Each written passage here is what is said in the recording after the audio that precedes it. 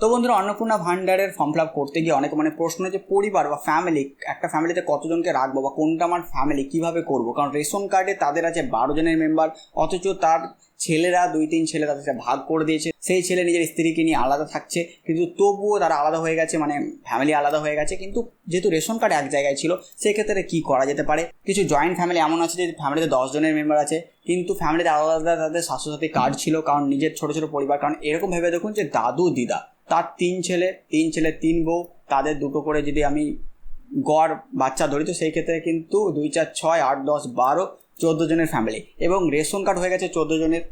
একটা ফ্যামিলিতে 14 জন ration card, এক জায়গায় মাল তোলে রেশন কার্ডের। কিন্তু দাদু দিদার হয়ে গেছে আলাদা স্বাস্থ্যসাথী কার্ড, জেঠু জেঠিমা তার ছেলেরা একটা স্বাস্থ্যসাথী কার্ড, বাবা মা আমরা একটা স্বাস্থ্যসাথী কার্ড, কাকু কাকিমা তার ছেলে মেয়ে একটা স্বাস্থ্যসাথী কার্ড। যদি এরকম সিচুয়েশন হয়ে যায়, বুঝতে পারছেন, ওখানে একটা কিন্তু এখানে 3-4টে। তো এরকম অনেকের আছে, অনেকে সবই এক জায়গায় আছে কিন্তু আলাদা আলাদা খাচ্ছে, আলাদা আলাদা থাকছে। তো সেই ক্ষেত্রে কী কী করা যায়?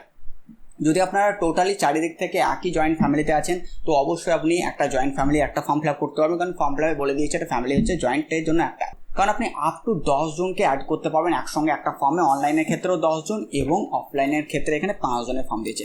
কিন্তু এগিয়ে যাওয়ার আগে আপনাকে জানতে হবে যে পরিবার বলতে এখানে কী বলে।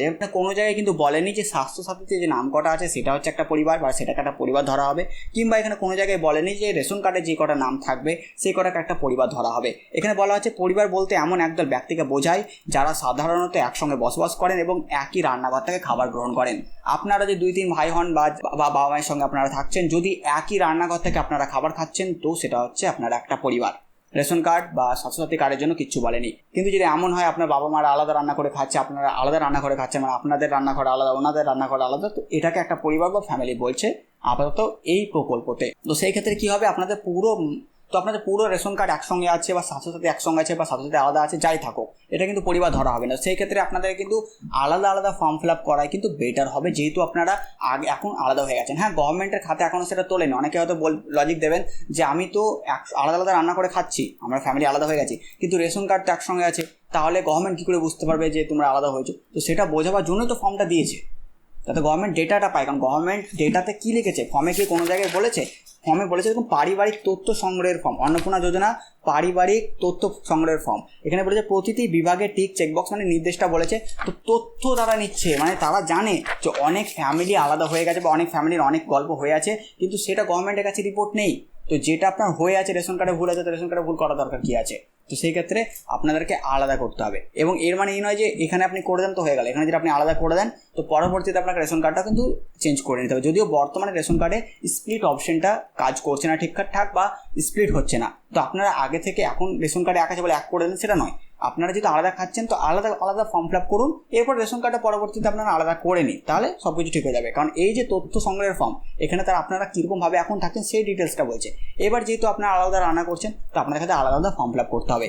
এবার সেই ক্ষেত্রে আপনারা কী করবেন, অফলাইন ফর্মে যেটা আমরা হাতে লিখে ফর্ম ফিল আপ করবো, এখানে পরিবারের আইডি চেয়েছে, রেশন কার্ড আইডি, কিন্তু অনলাইনে সেই গল্প নেই। অনলাইনে আপনি যাকে পরিবারের হেড করবেন তারই রেশন কার্ড লাগবে। এবার ধরুন বাবা মা একসঙ্গে থাকছে, বাকিরা আলাদা। তো বাবা মায়ের পরিবারে 2 জন মেম্বার থাকবে, একটা বাবা একটা মা। তো বাবা হচ্ছে হেড, বাবার সঙ্গে থাকলো মা, তো হয়ে গেল একটা পরিবার। এবার দাদারা হয়ে গেছে একটা আলাদা পরিবার, আলাদা রান্না করছে, তো দাদা বৌদি তার ছেলের একটা পরিবার। এখানে হেড হচ্ছে দাদা হেড হচ্ছে, তো দাদার রেশন কার্ড হেড ফ্যামিলি, তার রেশন কার্ড দিয়ে দিলেন, তার বাকি ডিটেলস যেগুলো চাইবে সেগুলো দিয়ে দিলেন, তো দাদা আলাদা হয়ে গেল। আপনারা যদি আলাদা খাচ্ছেন, তো আপনি পরিবারের হেড, আপনি আপনার নাম দিয়ে দিলেন, রেশন কার্ড দিয়ে দেন আপনার, আর তারপর আপনার স্ত্রী সব দিয়ে দিলেন। তো এই ক্ষেত্রে কী হবে, আপনি আলাদা পরিবারটা আপনি বলে দিলেন এখন থেকে, এই যে নতুন ফর্মে আপনি বলে দেন যে আপনারা আলাদা আলাদা থাকছেন। এবং আপনার যেহেতু পুরোনো রেশন কার্ডগুলো একসঙ্গে হয়ে গেছে, এবার সেগুলোকে ধীরে ধীরে আপনারা স্প্লিট করে নিন। এমন নয় যে ফর্মটা ফিল আপ করে বসে থাকতে হবে, আপনাকে সেগুলো স্প্লিট করে নিতে হবে। তো এটা নিয়ে কোনো হেডেকের কিছু নেই। কারণ এটা আমি কেন ভিডিওটা বানাচ্ছি, অনেকের ফ্যামিলিতে 2 জন 3 জন সদস্য, অনেকে 4 জন, অনেকের 5 জন, তাদের তো খুব ভালো, তাদের তো কোনো প্রবলেম নেই, অনলাইনে কোনো প্রবলেম নেই, আর আমাদের লিখিত ফর্মে কোনো প্রবলেম নেই। কিন্তু অনেকের ফ্যামিলিতে আমি যেটা বললাম, দাদু দিদা একদম জয়েন্ট ফ্যামিলি আছে 12-13 জন, অনলাইনে 10 জনের বেশি নেবে না। তো সেই ক্ষেত্রে কী করবেন আপনারা?